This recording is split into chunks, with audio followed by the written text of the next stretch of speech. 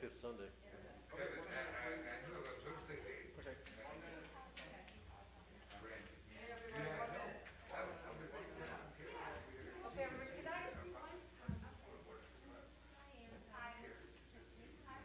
morning. Good morning, everybody. I'm going to invite you to sit down as we begin our celebration of life.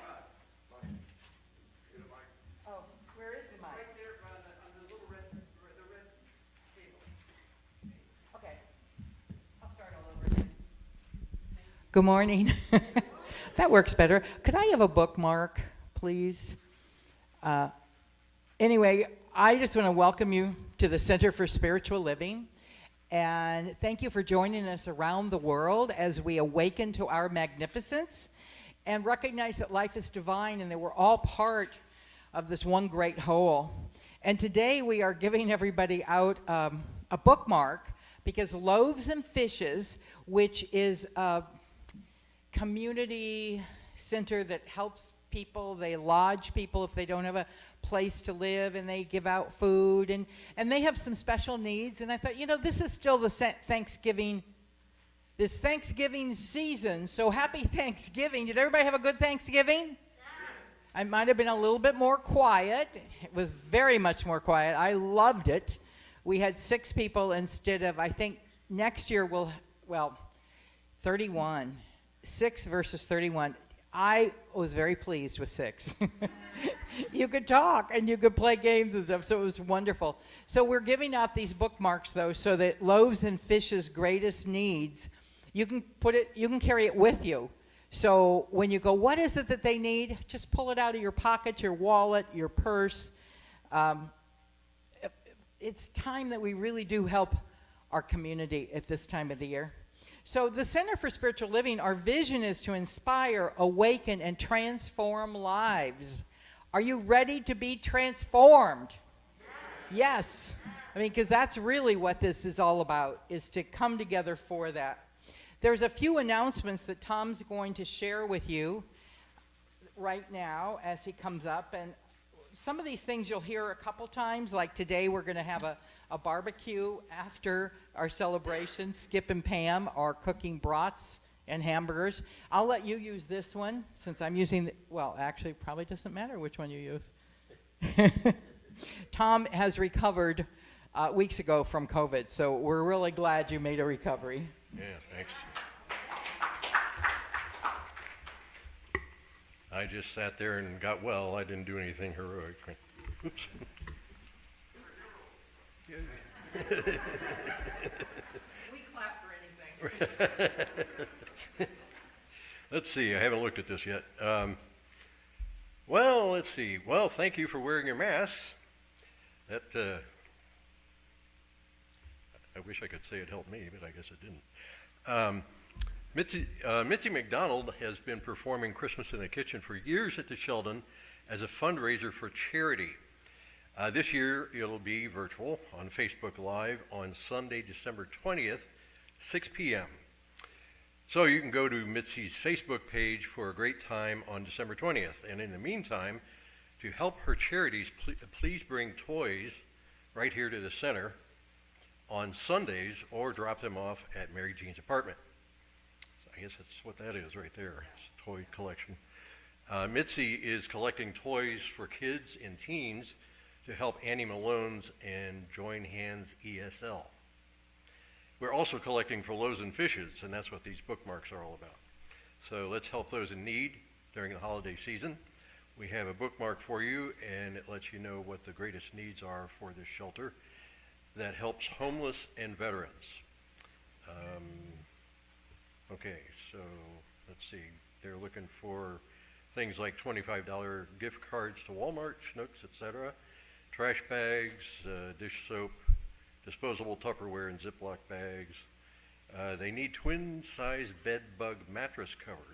That's not something you see every day. Cool. All kinds of stuff. If you get one of these, you'll see the whole list. Okay, so today is the Friendship Barbecue. We heard about that. Skip and Pam are providing all this. If you join them after the service for hamburgers, bratwurst, chips, and water for just $5, and it's going to be out back through Scott Hall. So, okay, I guess that's it.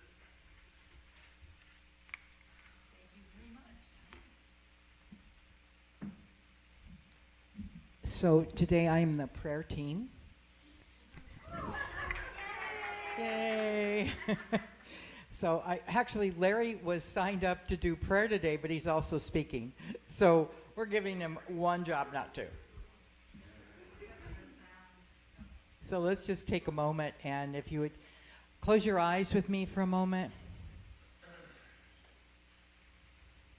Recognize that power and presence of spirit, that one divine reality, that one consciousness that is whole, complete, and perfect, that is my life and your life right now. Take a deep breath. As we bless this celebration today, each person here, each person watching, each person on this planet, we recognize that we are awakening to our magnificence. And then our purpose is to recognize that life is divine, and that each path we walk, each step we take, is an unfolding of greater good. Today's theme is gratitude. Gratitude for all the good that we have in our life. Gratitude that we woke up this morning, that we're here. Gratitude that we have a smile on our face. Gratitude that life is blessing us all the time. So I give thanks for each and every one of us as we are on this journey together, blessing us in gratitude, knowing that greater good is expanding and that our life divine is absolutely perfect. Giving thanks for this with a heart filled with love and gratitude. I let my words be so, knowing they come back to us fulfilled. And for this, I give thanks. And so I let it be. And as we say together, and so it is. Amen. Thank you. Is there a thought for the day today, Larry? No. So. Okay. We're going to skip right over thought for the day and move into the music. There is Anna Allen.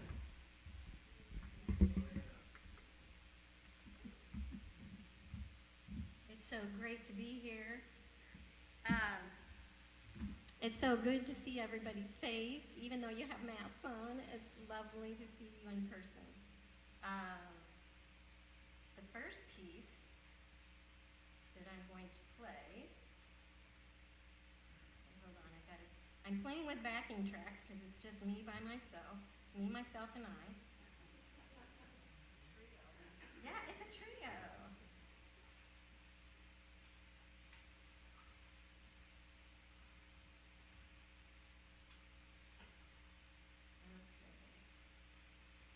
So this first piece is a beautiful piece written by movie composer James Horner, and it's from the movie Legends of the Fall.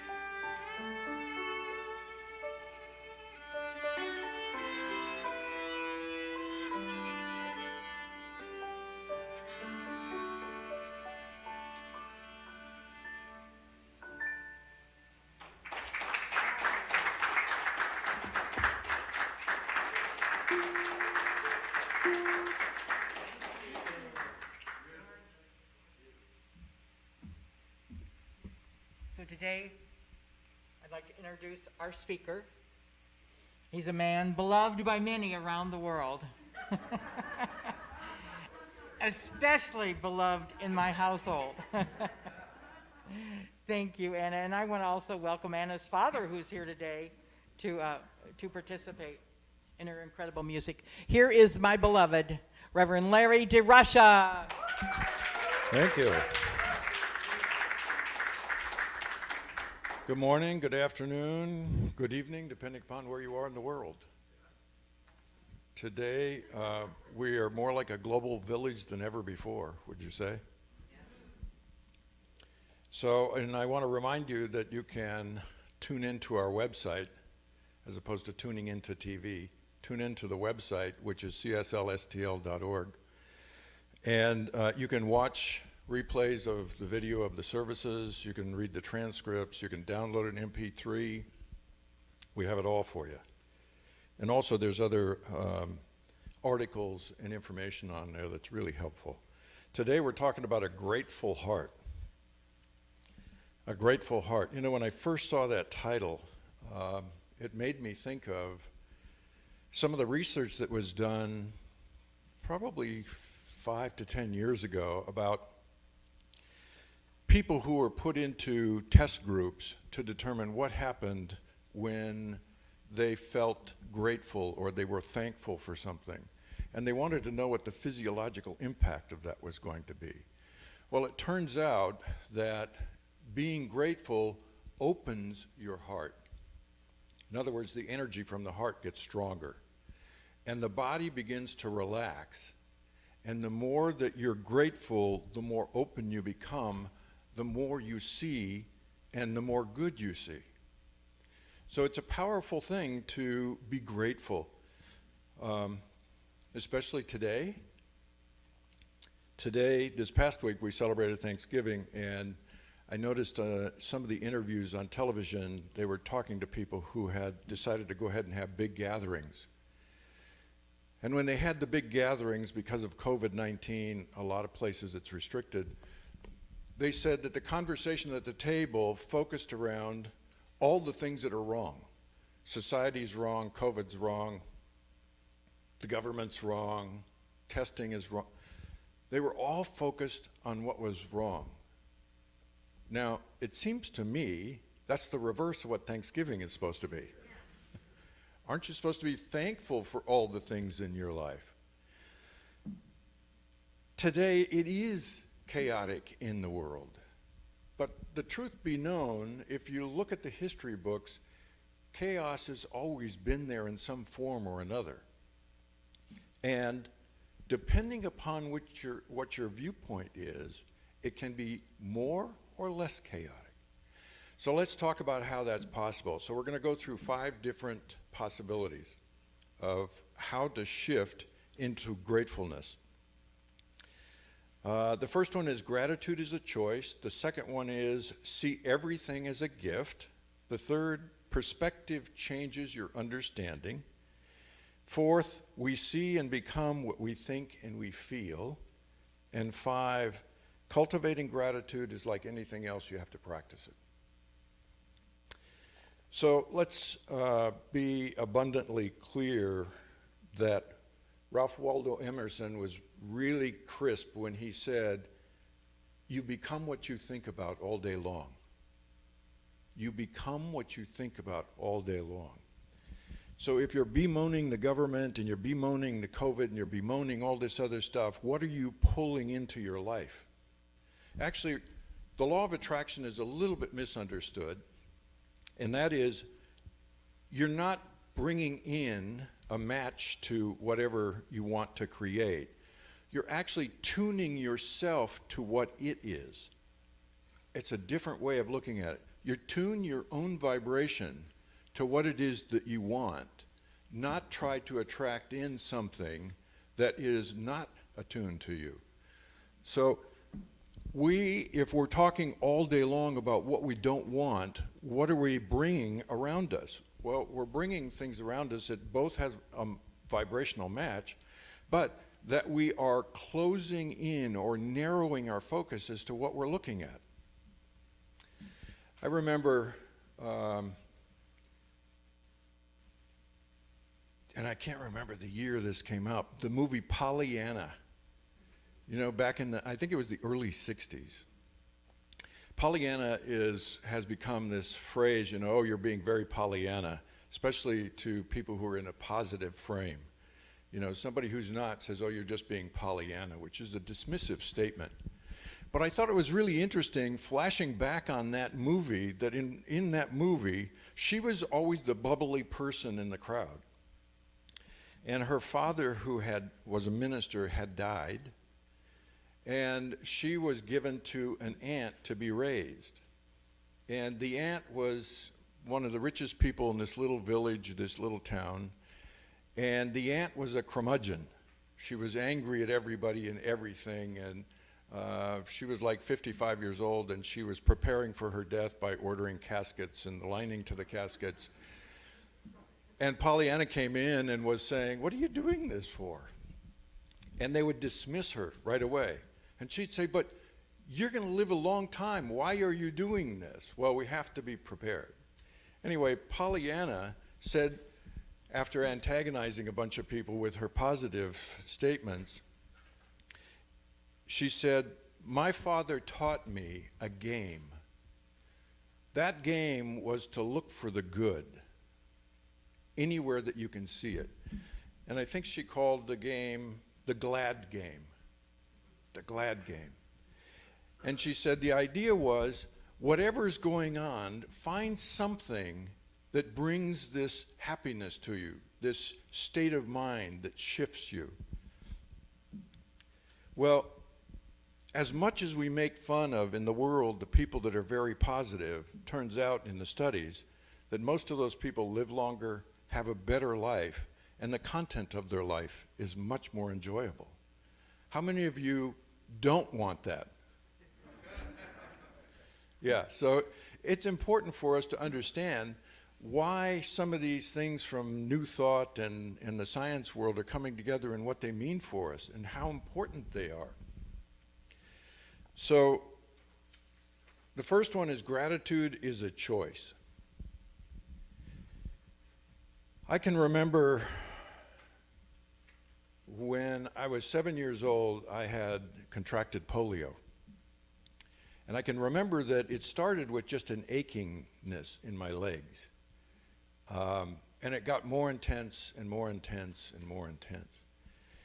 And my mother, who I've often said was a saint, she came in every day, 2 or 3 times a day, if not more. And she said, well, let's focus your attention on this. What is it? I would say, what is it that we're supposed to look at? I'm in such pain. And she'd say, think about the fact you're not going to school today. Oh, okay, well, that helped. And she would find all the different things and keep going with distracting me from indulging in the pain and the negative and using my imagination.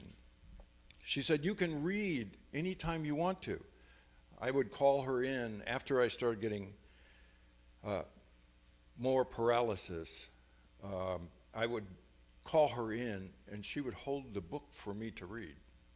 She would hold the book for an hour while I was reading.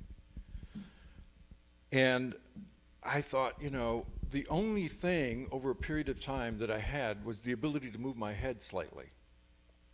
She said, guess what?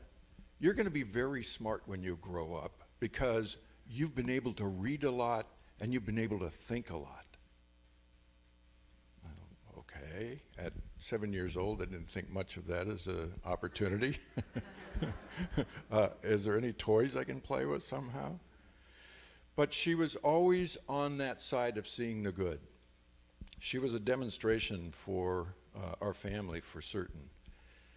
And my father was a little bit on the other side of that equation because he was in the military, he was in naval intelligence, and what he saw in the world was everything bad.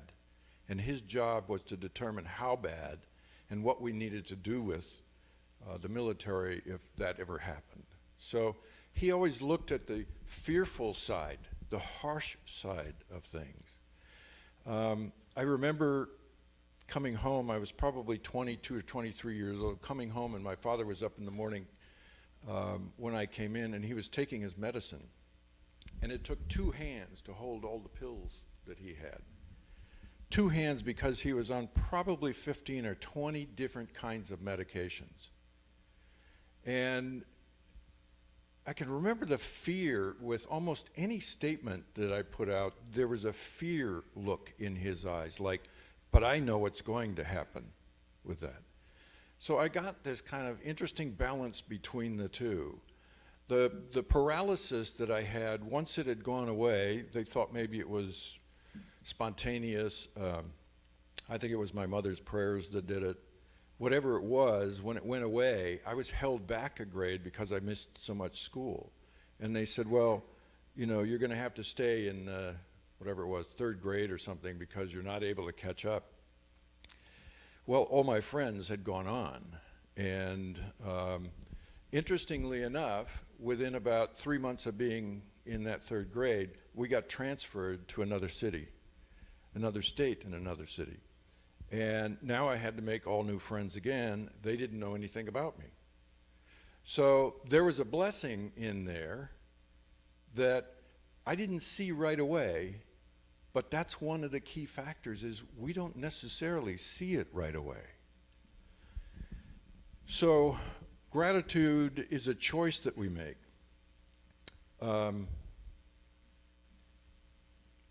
It's a choice because how we see the world is free choice, but there's another piece to that that we have to really clearly understand, and that is our beliefs are structured to prevent us from seeing anything other than those beliefs.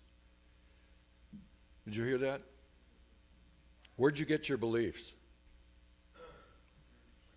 Parents, teachers, pastors, ministers, you name it, anybody who was out there that looked like they were in authority, and especially since we were pretty young when most of these beliefs were set.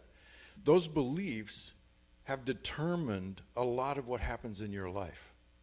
Yeah? And even in the Hindu tradition, they talk about vasanas, which is habits brought forward from previous lives.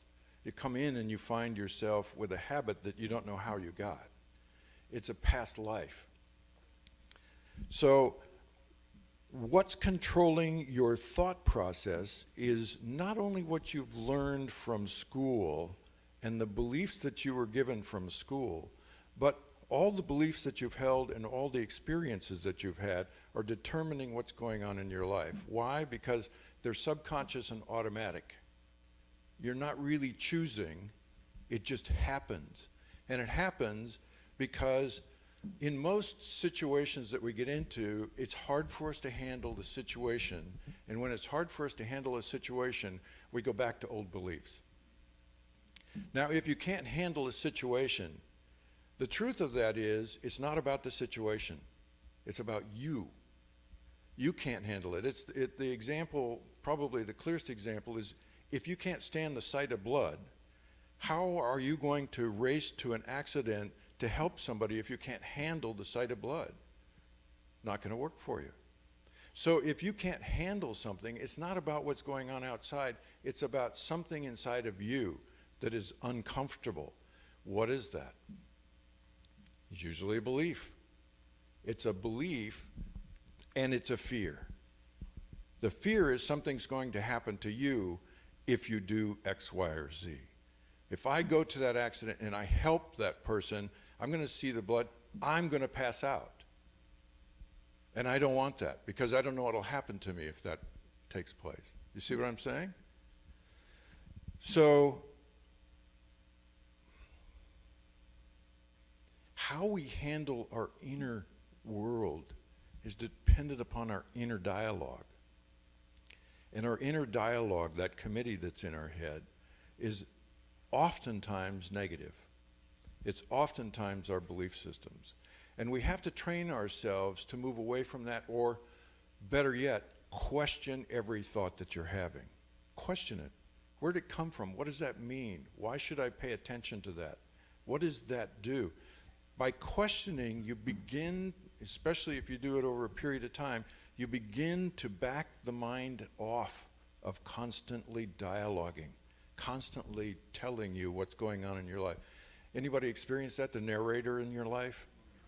You're going to do something and you're constantly hearing this voice narrating the exact thing that you're doing.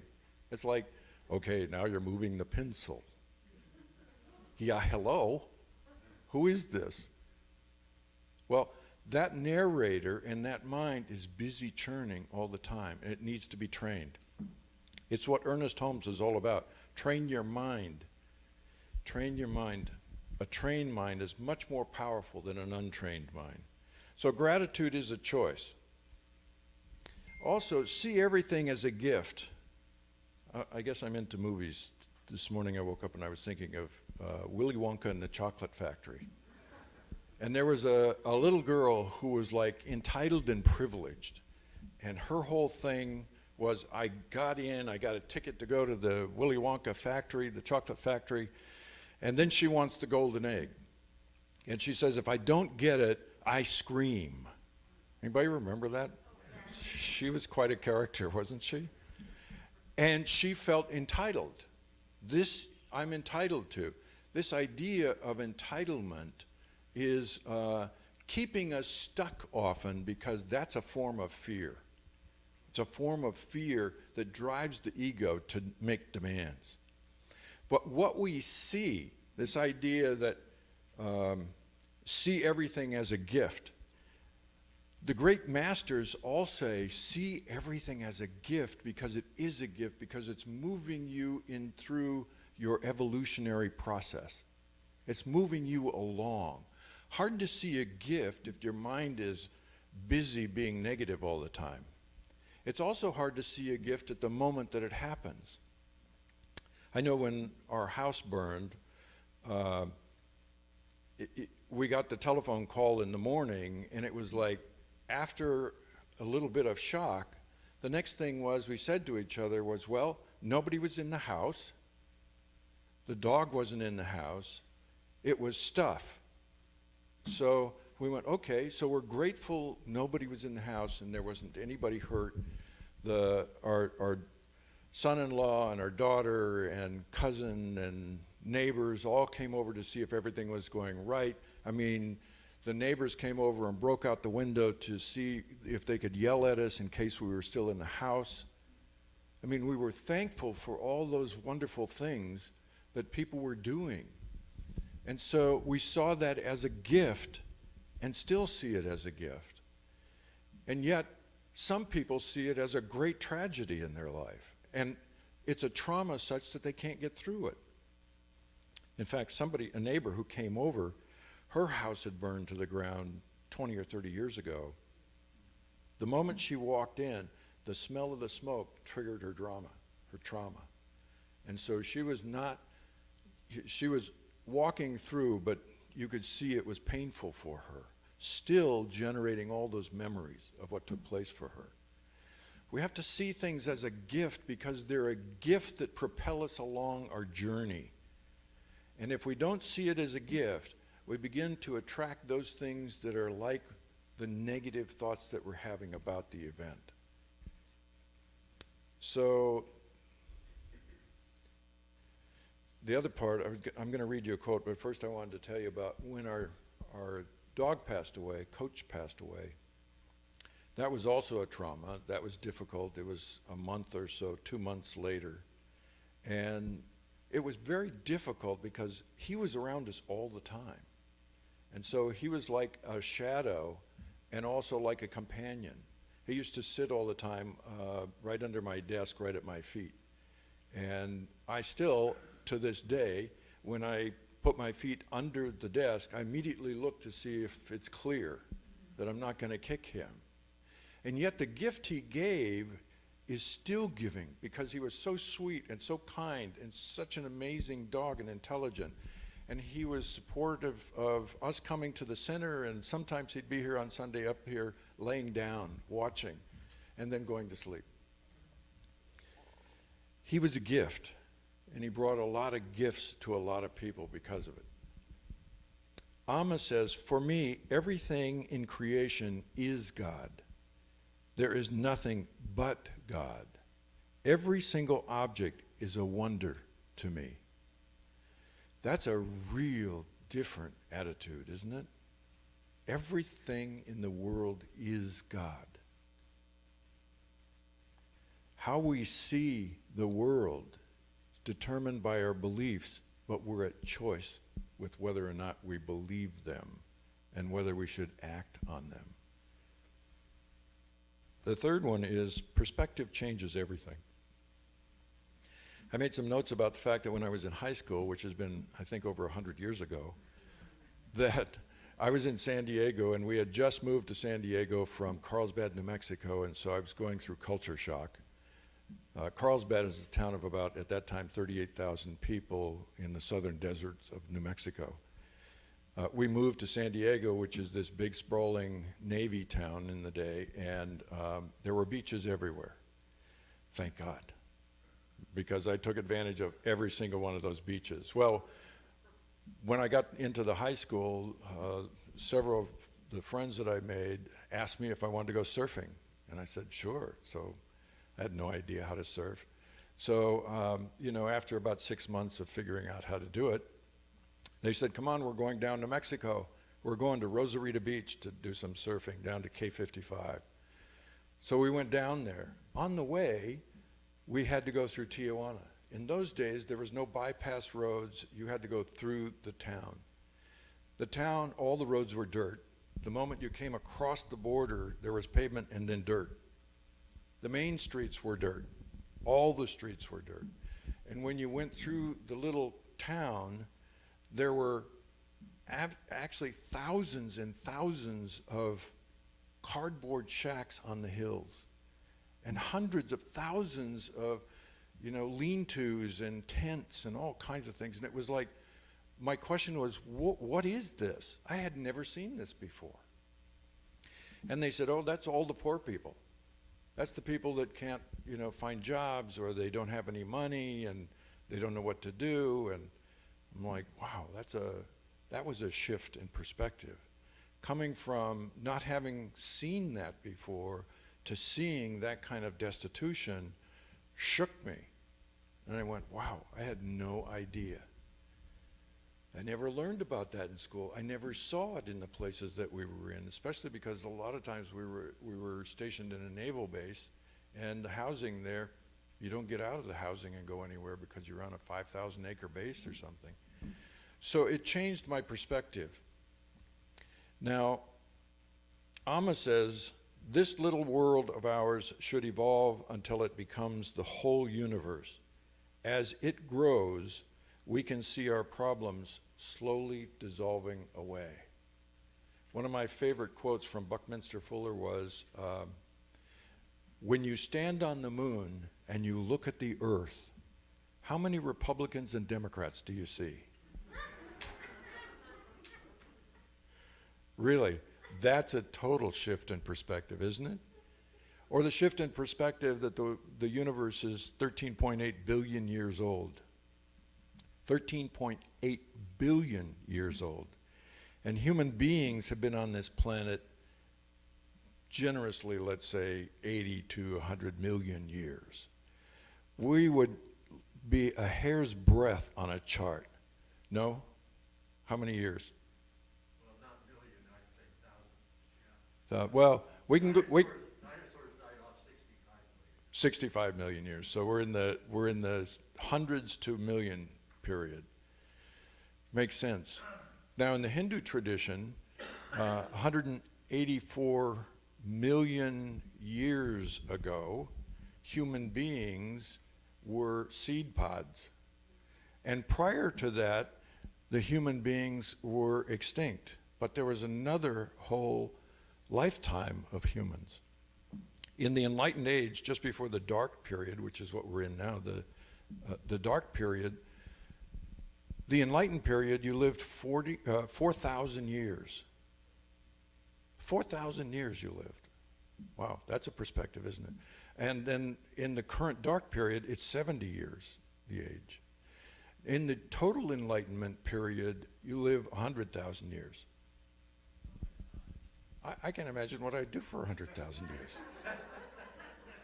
When you get old, you sit for, oh, I don't know, 20,000 years? Wow. Shocking. We see and become what we think. That's the Emerson quote. You know, what you think about all day long is what you become, which it comes out of the Vedic texts, and it's all about the thinking process that you continue to have regenerates itself over and over and over again. And we need to stop doing that because we become what we're thinking about. And you can see it in people who have such hatred for the world. Their hatred has generated this constant vitriol in them.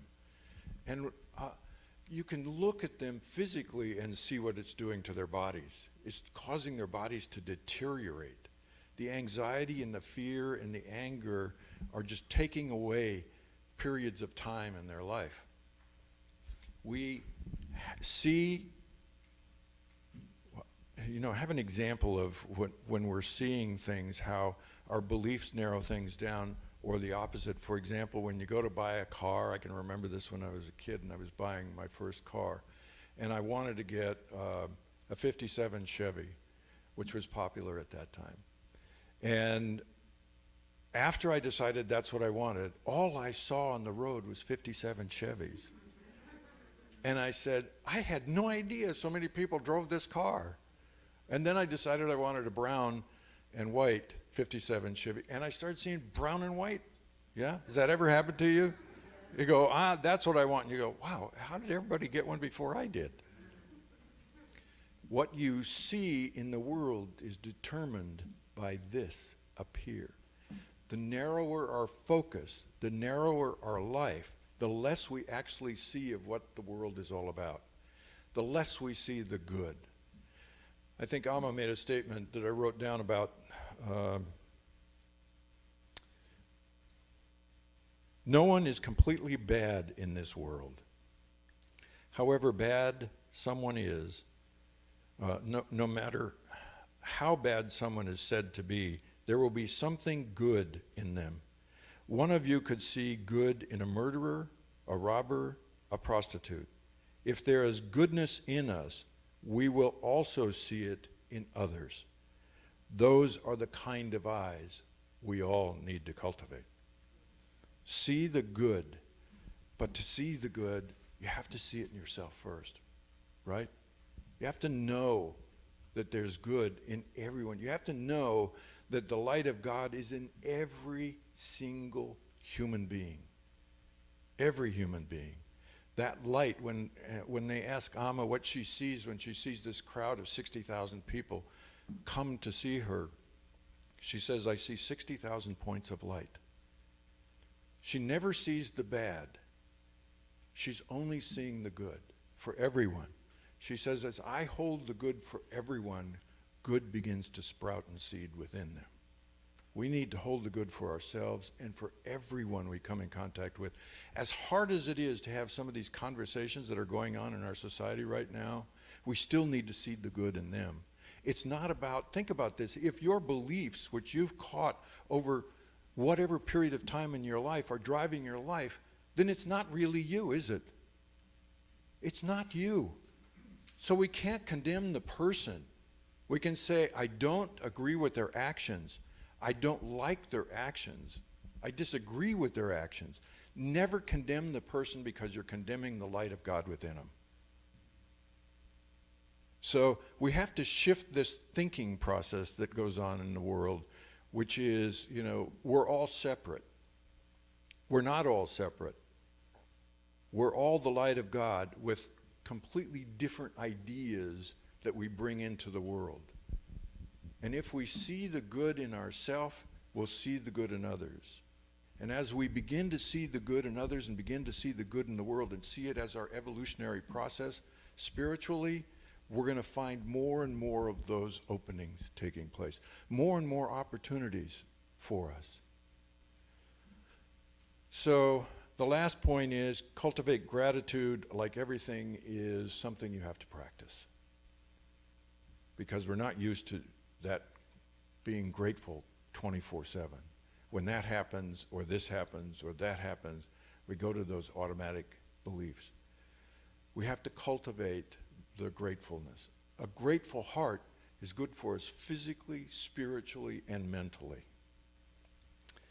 So let me close with this quote from Amma, the Hugging Saint. And for those of you who don't know about Amma, I encourage you to go online and look her up. You can just Google the Hugging Saint, and you can see all the different videos of her and the program she does. She's one of the largest charitable organizations in the world. Truly astounding what she's done for humanity. She said, everyone in the world should be able to sleep without fear, at least for the night. Everyone should be able to eat to his fill, at least once a day. There should be at least one day when hospitals see no one admitted due to violence. By doing selfless service for at least one day, everyone should help the poor and the needy.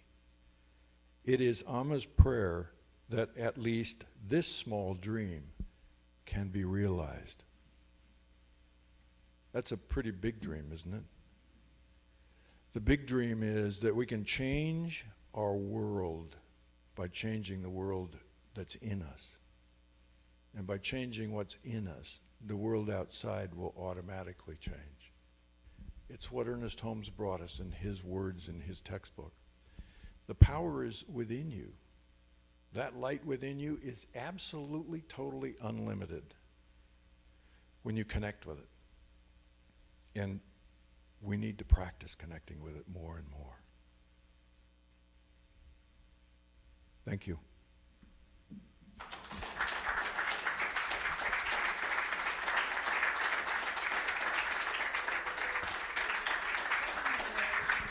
Yeah. Thank you. Now we have an opportunity to share in our good. I'm going to ask Tom to come forward with a gold plate out in the lobby, if you wouldn't mind, please. Yeah, Tony's off today. He'll be here next week. I just want to thank you. I want to thank you, Larry, for that talk, but I also want to thank each one of us for that feeling of gratitude. I can feel it from you. I want to thank Skip and Pam, who have put together this barbecue this afternoon in a few minutes. Oh, and she made sangria, and we have beer.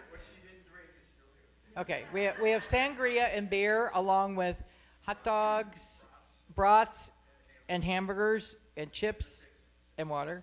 Yeah. Pickles and, okay, so go into Scott Hall afterwards.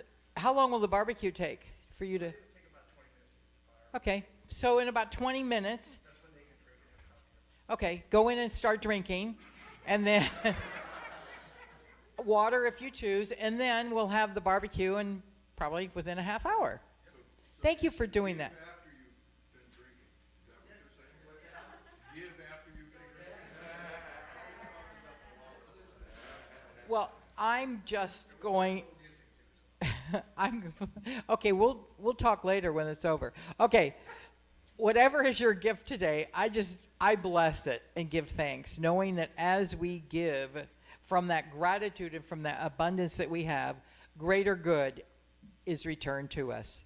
So I know this for each one of us, and so it is. And now here is a song by Anna.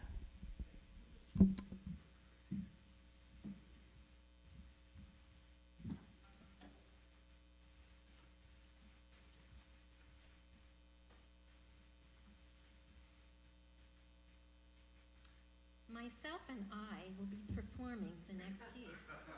Myself will be virtual handpan, and then I will also be playing live violin.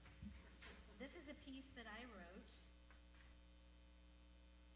called Evening Tide, and it is a meditation.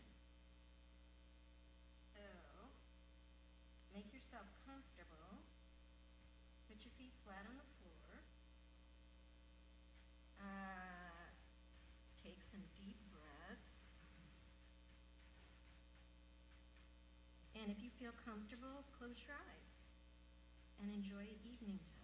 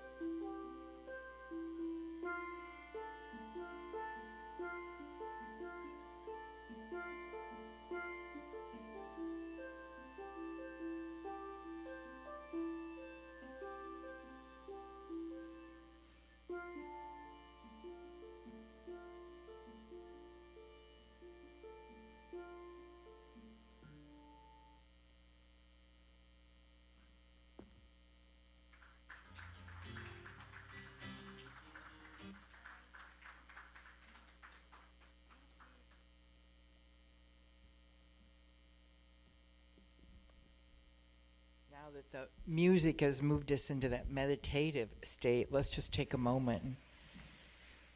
As the bowls move us into Tibet, and as we prepare ourselves for the barbecue,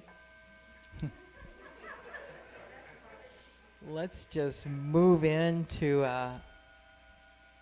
open our hearts as we recognize that power and presence of Spirit, that one divine energy, that one power that is our very life. Take a breath and just feel it. Just recognize that that power of the divine is our very life.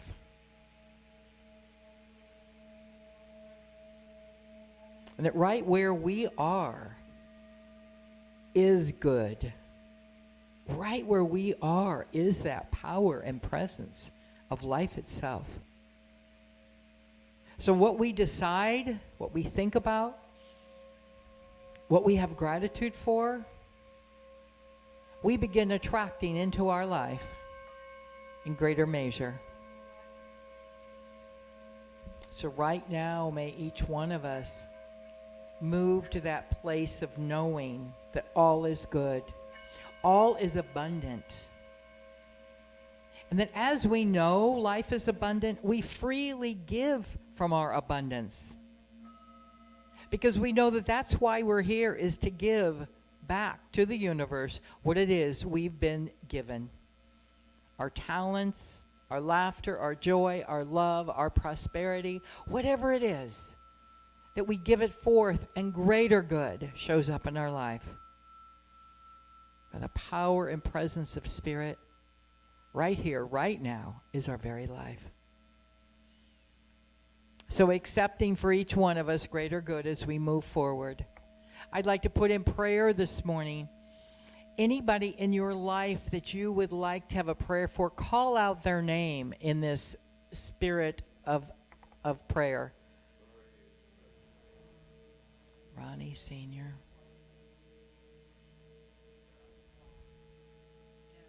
Ron, Amy,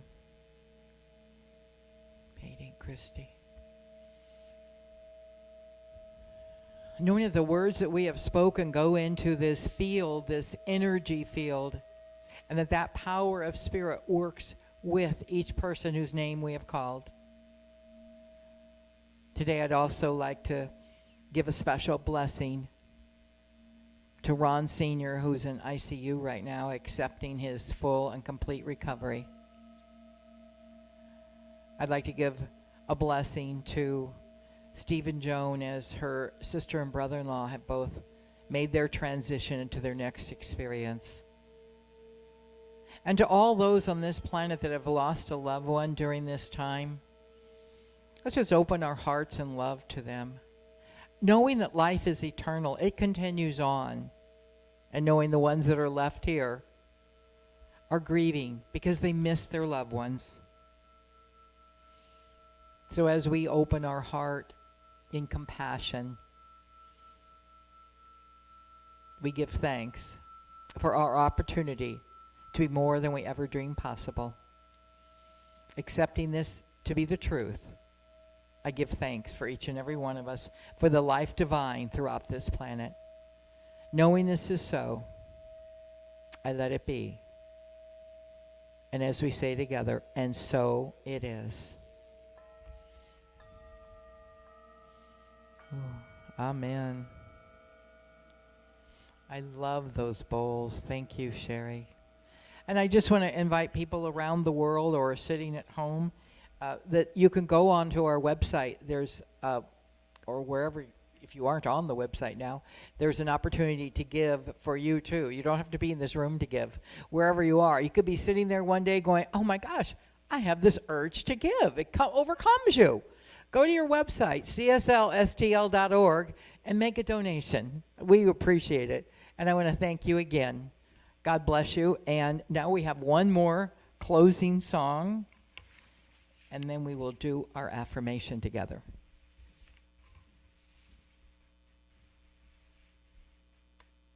I just want to thank Larry and Mary Jean. Larry, your talk was phenomenal. And it just really hit home. And Mary Jean, the prayers and all of the things that you add are just lovely. And I am so grateful to be here and be healthy and to see all of you in person. I just feel a lot of gratitude right now. This next song I'm going to sing with my guitar, my virtual guitar playing in the background, and harmony. So it is me, myself, and I for this performance. And this is a cool piece that really made me think of CSL. And it's by a composer I'd never heard of, Amy Steinberg, who has been the music director in various CSL places in the country. And it is called You Are the Light. And I know that we can't really sing full out, but if you want to lip sync or sing very quietly or just stand up and dance and clap at the end, your part is, you are the light, you are the light, we are the light. And we are such a bright light here. All of your light, when I come here, it just is fabulous, all the light. So thank you very much. And I hope you enjoy You Are the Light.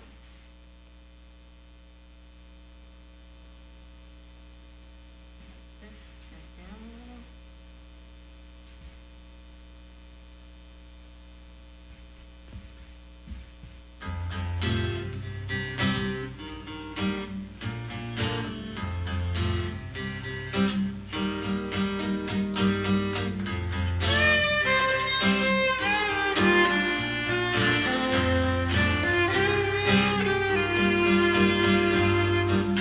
My eyes are wide and open. My eyes can see. My mind is full of knowing. My mind believes. I am awake. I am awake. Once you know where your freedom lies, can't go back and close your eyes. The truth, it cannot be denied. You are the light, you are the light, we are the light. You are the light, you are the light, we are the light.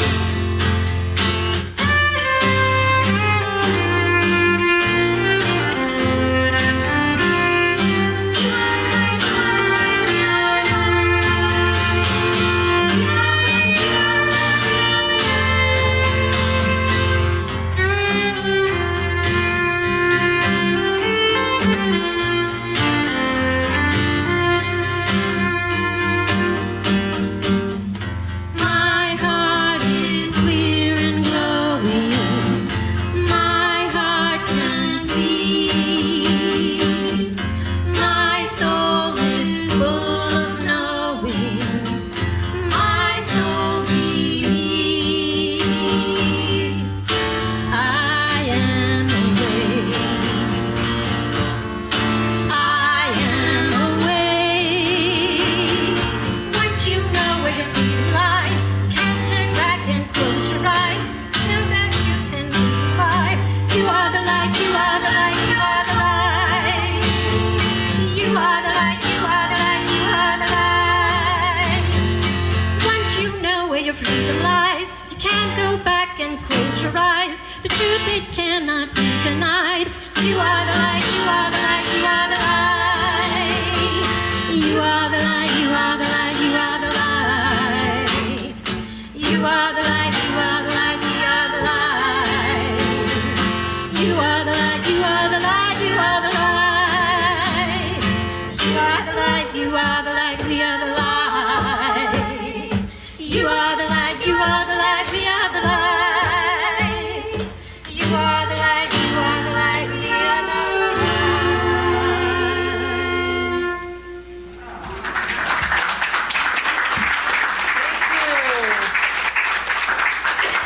Thank you, Anna Thank you. Allen. That was a first for me. I've never sung by myself. That was beautiful. So let's repeat after me. Something wonderful is happening in me right now. Happening in me right now. It is this thing called love. It is this thing called gratitude. Gratitude is in my body. Gratitude is in my mind. Gratitude is in everything I do. I receive it. I share it. I am it. I accept life just the way it is and just the way it is not. Thank you, divine presence of gratitude. And so it is. There's one life. That life is God's life. That life is my life and your life right now. Have a wonderful week. We'll see you in Scott Hall and celebrate together a gratitude day. Everybody is invited. $5 for lunch and $5 for a beer.